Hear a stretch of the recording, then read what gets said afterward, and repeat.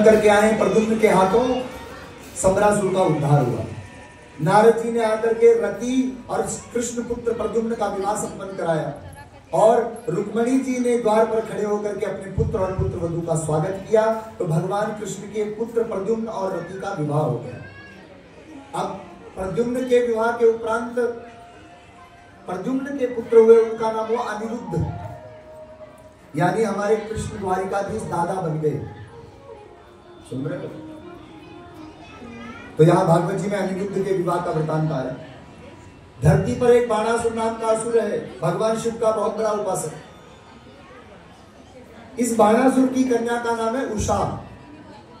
उषा ने रात्रि स्वप्न देखा, स्वप्न में एक सुंदर राजकुमार को देखा और मन ही मन उसका वर्ण किया विवाह के लिए अपने पति के रूप में। अपनी सखी चित्रलेखा को कहा, जो चित्र बनाने में बड़ी कुशल थी, कहा बहन मैंने जिन राजकुमार का रात्रि स्वप्न में दर्शन किया उनका स्वरूप वर्णन मैं करती हूँ, तुम उनका चित्र अंकित करो। मैं उन्हें वर्ण कर चुकी हूँ, अब विवाह करूंगी तो केवल उनसे करूंगी। चित्रलेखा ने अपनी सखी की बात सुनी तो बड़ी प्रसन्न होकर के जो स्वरूप बताया, जो नए नक्श बताए, उसी प्रकार चित्र बनाना प्रारंभ किया।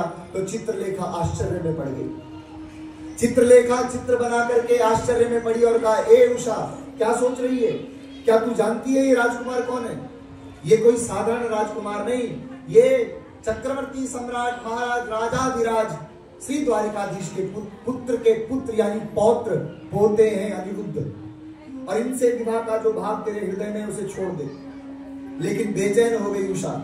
चित्रलेखा से कहा, चित्रलेखा तुम माया में कुशल हो, एक बार मेरे होने वाले पति से मुझे मिला दो। बार बार निवेदन किया तो चित्रलेखा ने अपनी सहेली की बात को स्वीकार किया और उषा के कहने पर चित्रलेखा माया के प्रभाव से द्वारिकापुरी में प्रवेश कर गई। अनिरुद्ध जी शयन कक्ष में सो रहे थे, पलंग से ही उठाया और अपनी माया के प्रभाव से उषा के कक्ष में स्थापित किया। अनिरुद्ध जी की नींद खुली तो अपने को किसी अन्य स्थान पर देख करके पूछा, देवियों मैं कौन हूं? मैं कहां आ गया? तुम कौन हो? चित्रलेखा ने परिचय दिया, हे द्वारिकाधीश के पौत्र अनिरुद्ध, मैं उषा की सहेली हूं और ये जो सम्मुख सुंदरी खड़ी है ये बाणासुर की कन्या है। इस प्रकार से स्वप्न में इन्होंने आपका वर्ण किया और आपको पति रूप में चाहती हैं, आगे आपकी इच्छा। अनिरुद्ध जी ने उस प्रस्ताव को स्वीकार किया, बहुत समय उसके साथ रहे। बाणासुर को जब पता चला कि मेरी कन्या के कक्ष में कोई परपुरुष विराजता है तो बाणासुर ने अनिरुद्ध जी को युद्ध के लिए ललकारा और अनिरुद्ध और बाणासुर का युद्ध प्रारंभ हुआ। तो द्वारिकाधीश अपने पौत्र के पक्ष में युद्ध करने के लिए आए। बाणासुर ने अपने आराध्य भगवान शिव को पुकारा और आमने सामने शिव और द्वारिकाधीश युद्ध में खड़े हो गए। कहा तो बाणासुर और कृष्ण पौत्र का युद्ध था, अनिरुद्ध का।